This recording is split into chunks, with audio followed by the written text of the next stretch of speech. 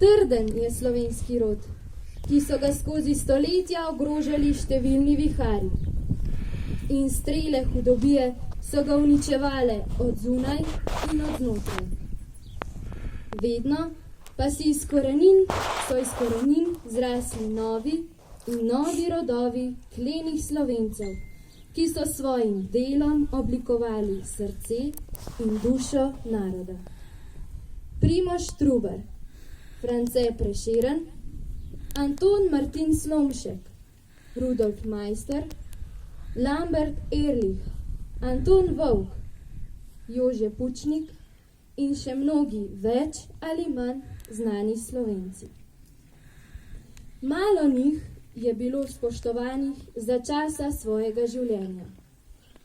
Strele hudobije so jih uničevale in premnoge tudi smrtno zadele. Eden takih klenih Slovencev, ki se ne vda in stoji pokončno kot viharnik vrh gora, je danes z nami. Gospod Janez Janša, prosim, da mi navedete nekaj spodbudnih besed.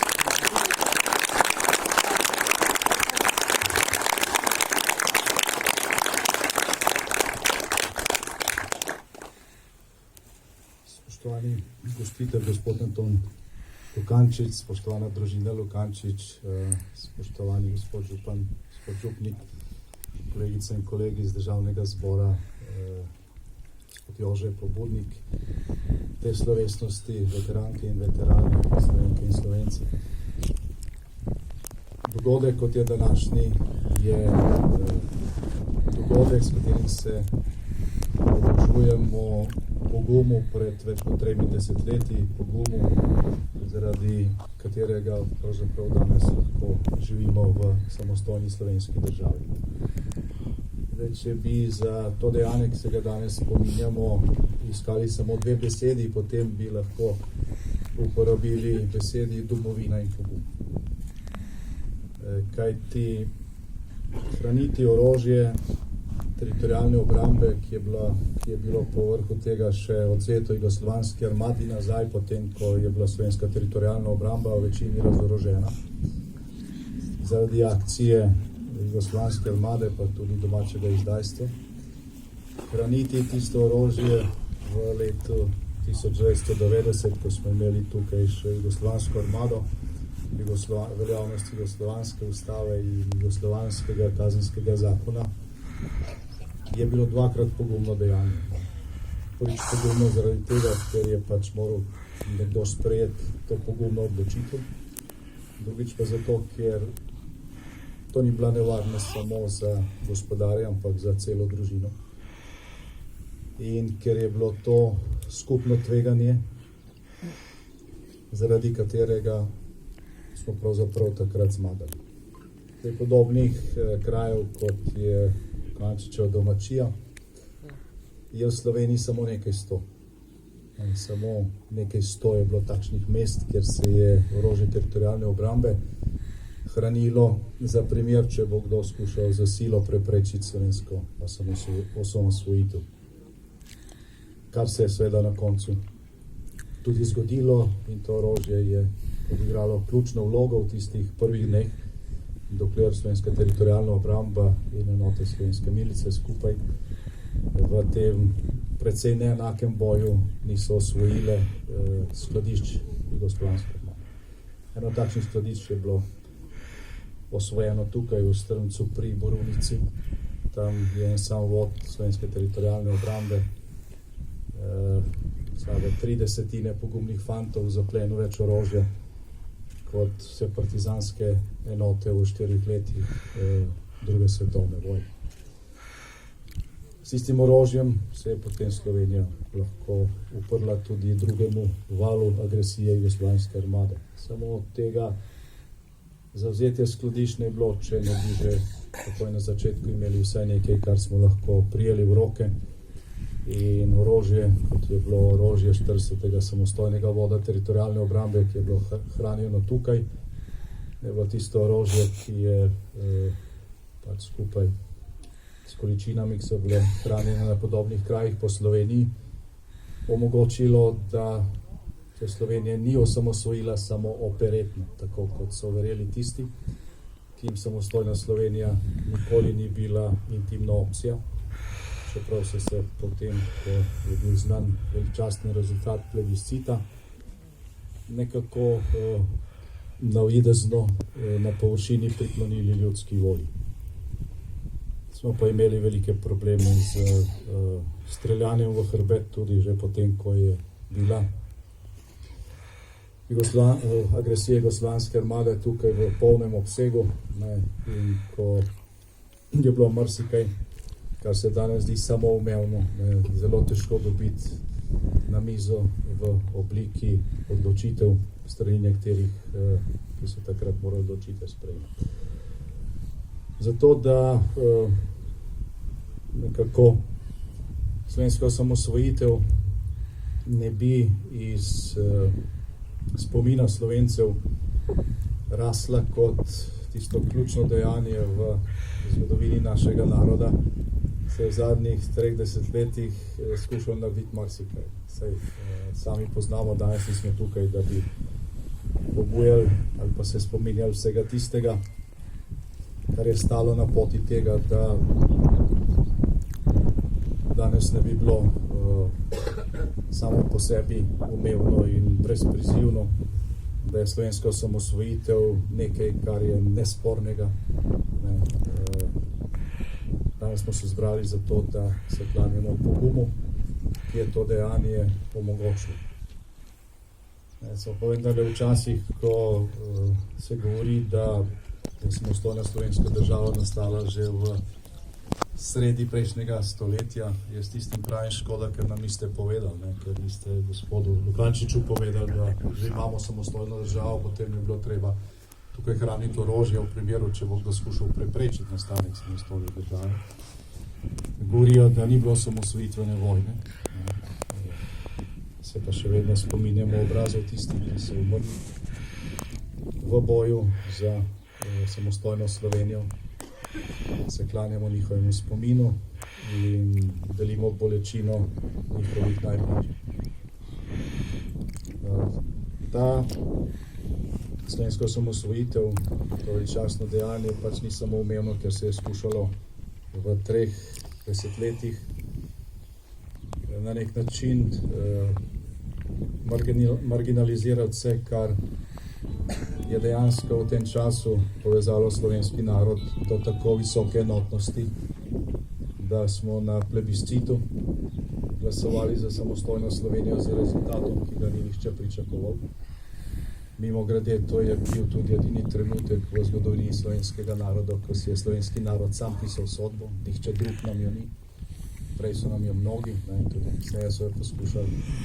Takrat pa je dejansko slovenski narod odločil, sam si je napisal sodbo, ta je bila veličastna in ta enotnost slovenskega naroda je prekrila tudi razlike v takratni slovenski politiki, kjer smo pač imeli Demos in Majniško deklaracijo in tiste, ki so šli na prve večstrankarske volitve s temeljno listino, v kateri je pisalo, da so še vedno za socializem in Jugoslavijo.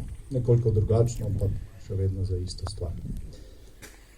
Glede na to, da je bila politika nažalost manj enotna kot slovenski narod, se je pač skušalo prekriti to dogajanje vse do nedavnega, ko smo doživeli, da se je sprejelo odločitev o ukinitvi muzeja slovenske osamosvojitve. Zdaj sem bil veliko po svetu v 3 mandatih, ko sem vodil vlado.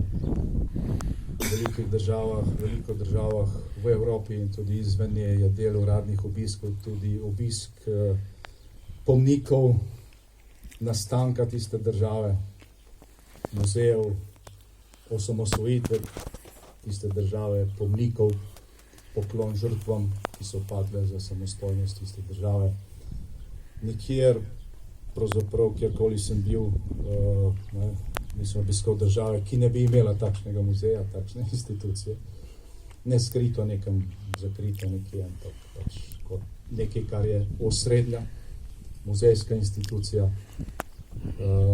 In seveda ne boste našli, če boste našli kjerkoli na svetu državo, ali pa vlado kakšne države, ki je tak muzej ukinila. Slovenci smo tukaj res, rekel, velik unikum, komorkoli od prijateljev po svetu to razlagaš, noben tega ne razume. Zato, da to razumemo, kaj se nam dogaja in da se znamo temu tudi učinkovito demokratično zoperstaviti, je treba pač poznati prave vzroke. In pravi vzroki seveda niso v pomanjkanju stroke, ki naj bi odločala o teh institucijah. Pravi vzroki so pač v tem, da se nekdo boji, da bi v Muzeju slovenske osamosvojitve ta veličastni čas slovenskega naroda bil prikazan tako, kot so se stvari dejansko zgodile. In zgodile so se veličastno. Kljub tveganju, žrtvam, kljub nasprotovanju in tako naprej je pač skupna vsota zelo pozitivna in iz tega vodnjaka lahko vsi zajemamo tudi za čase, ko so kritični in ko je takšna enotnost ponovno treba dosegti. In seveda pri vseh velikih dogodkih so tudi v zgodovini drugih držav tudi stranpoti in tudi o teh stranpoteh se je treba pogovarjati ravno zato, da se kdaj v prihodnosti kasneje ne ponovijo. Slovenija ni, prej je bilo omenjeno, kako smo morali nazaj dobivati naše orožje, ki je bilo plačano strani slovenskega delavca, kajti orožje teritorialne obrambe ni bilo kupljeno iz beograjskega proračuna, ki so ga itak mimogrede v glavnem. Trikrat več, kot nas je bilo v deležu prebivalstva, polnili slovenski davkoplačevalci. Posebej je bilo plačano iz proračunov občin in podjetij. In to orožje je bilo ukradeno, vzeto in z veliko pomočjo tistih, ki so bili v dneh, ko je šele nastajala nova Demosova vlada, še ali že na oblasti. Mislim na stare strukture v takratni republiški hierarhiji in na novo predsedstvo države, ki je nekaj dni prej priseglo. Vsi so bili obveščeni, kaj se bo zgodilo, nihče tega ni povedal Demosovi vladi v nastajanju. Ampak nihče jih ni preganjal, nihče ni zaradi tega sprožil nekih postopkov. Verjeli smo, da ker se je stvar srečno končala, pozabimo te stvari, spominjajmo se jih zgolj kot nauk, ne zato, da bo kdo preganjan ali kaznovan in pojdimo enotni naprej. Minilo je samo eno leto, po Demosovi vladi so prišle druge in začelo se je omalovaževanje tega časa, ki je Slovence združil, in poveličevanje nekega drugega časa, ki je Slovence razbil. Zaradi tega časa imamo še vedno kot narod veliko travmo, še vedno nepokopane rojake, še vedno lažne pripovedke in lažne mite po slovenskem javnem prostoru. Danes lahko mirno, enostavno testirate slovenski politični prostor in vidite, kdo se dejansko zavzema za skupno dobro in kdo veliko govori o skupnem dobrem in o sodelovanju in enotnosti in neizključevanju, hkrati pa dela ravno obratno. Tisti, ki poudarja čas slovenske osamosvojitve, temu gre za skupno dobro. Tisti, ki poudarja čas narodnega razkola, temu ne gre za skupno dobro. Vsa zgodovina je naša, moramo se z njo pač sprijazniti.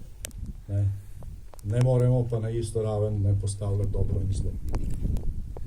Ker družba, ki ni sposobna na neki občečloveški moralni ravni, pri temeljnih stvareh ločiti med tem, kar je dobro in med tem, kar ni dobro, ta družba tava in danes slovenska družba tava.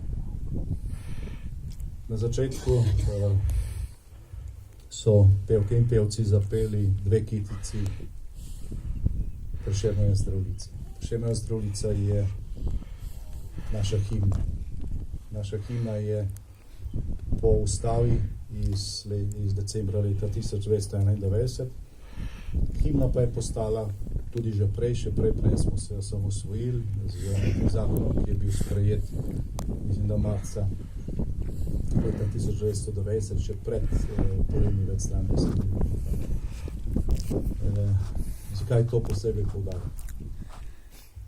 Poudarjam zato, ker smo danes pač v času, ko se borimo za besedo.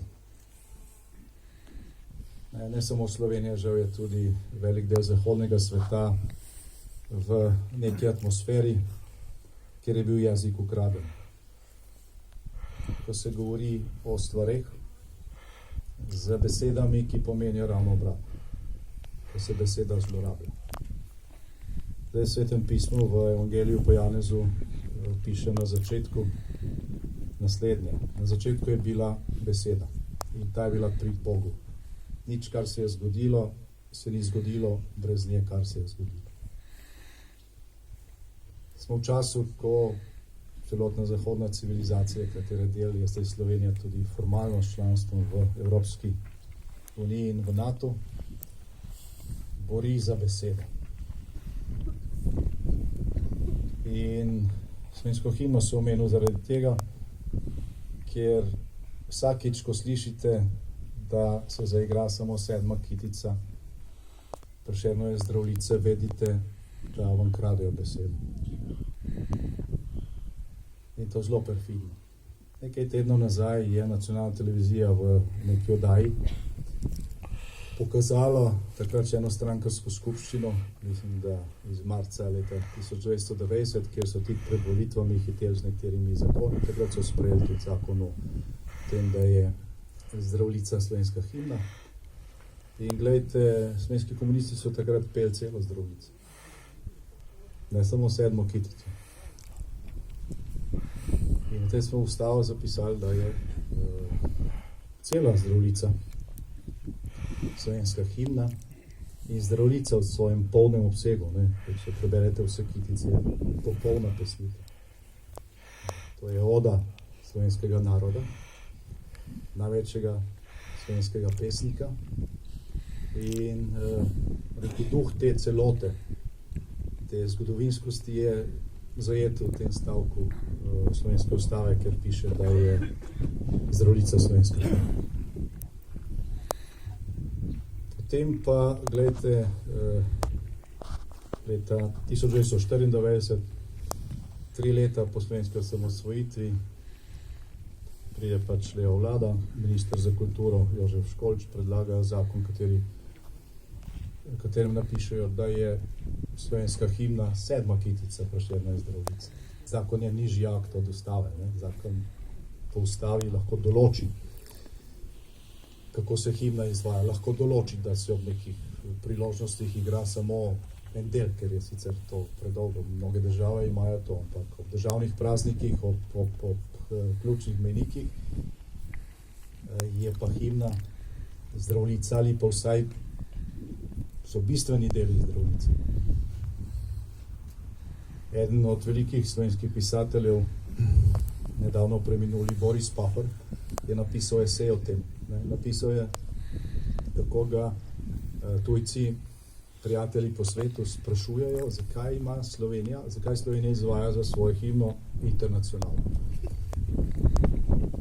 Ker 7. kitica pravi, žive naj vsi narodi, ki prepeni dočaka dan in tako naprej.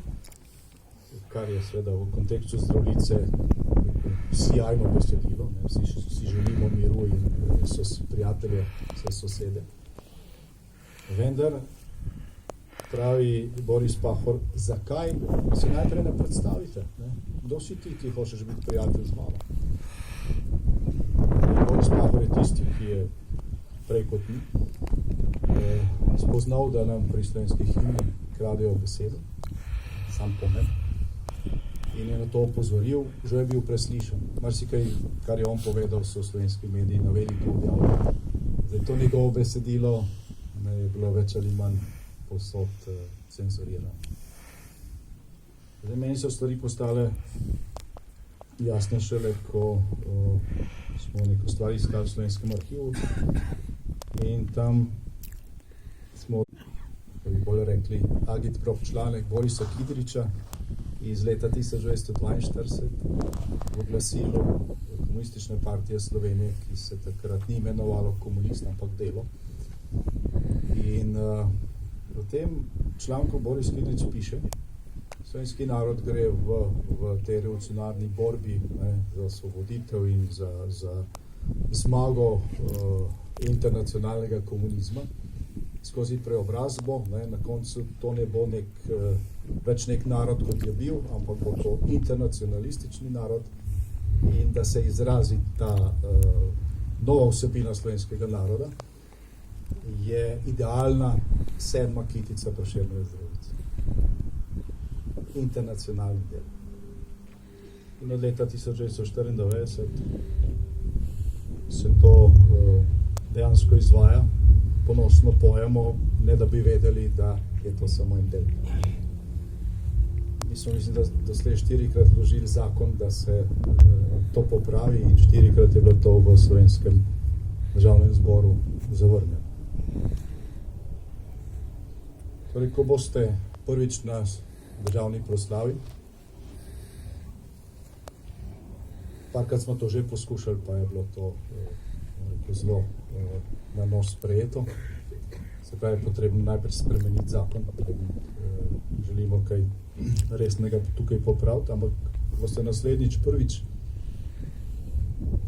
na eni od državnih proslav ali za dan slovenske državnosti ali za dan slovenske samostojnosti zaslišali bodi si celo himno, bodi si 2. in 7. kitico, kot smo jo slišali danes, vedite, da je slovenski narod dobil nazaj besedo. Ker ko se je to zgodilo, se bo zgodilo še marsikaj drugo. Žal, ves ta pogum, ki je bil investiran v slovensko osamosvojitev, ni pripeljal tudi do popolne osvoboditve. Torej, tukaj nas še kar nekaj dela čaka, je pa to delo nemogoče dokončati, če dopustimo, da se ruši sam temelj, na katerem je pač možno postaviti hišo. Kot pravi Sveto pismo, hiša, ki je zidana na pesku, se bo podrla ali pa je bo odnesla voda, hiša, ki je zidana na kamnu, bo stala. Zdaj, enotnost slovenskega naroda na plebiscitu, pogum slovenskega naroda v pripravah na to, da branimo to odločitev, kot se je dogajalo v tej hiši. Lahko si predstavljamo ure tesnobe, ko se ni vedelo, kaj bo, ker od poletja leta 90 do naslednjega poletja, ko smo zmagali v vojni, je minilo 1 leto. Veliko težkih trenutkov je verjetno bilo. In še enkrat hvala, gospod Lukančič, za ta pogum. Skratka, brez tega temelja od takrat, brez tega, da to spoštujemo, da na tem temelju zidamo slovensko prihodnost, lahko slovenski narod in slovenska država zgolj tava. V zgodovini Slovenije je polno sijajnih dogodkov, ogromno poguma naših prednikov skozi stoletja, ampak noben od teh dogodkov se ni na koncu išel v neko končno dejanje, v to, da postanemo formalno gospodar na svoji zemlji, da dobimo svojo državo. To nam je dala šele slovensko osamosvojitev. In kadarkoli prihodnost vedno skriva priložnosti in pasti in preizkušnje, kadarkoli pridemo v preizkušnjo, iz katerega časa, iz katerega vodnjaka bomo zajemali zglede za pogum. Verjetno iz tistega vodnjaka, v katerem ta pogum obstaja. Iz tistega vodnjaka, v katerem je dovolj enotnosti, da nas lahko preko razlik poveže tudi v trenutkih preizkušnje.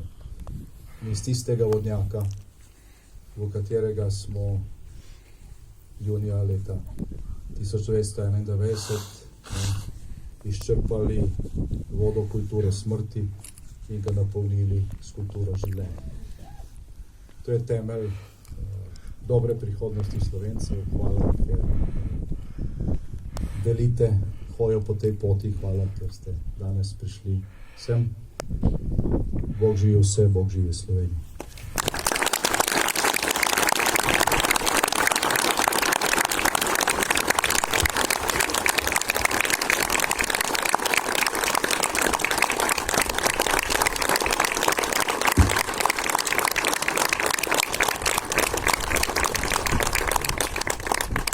Hvala vam za spodbudne besede.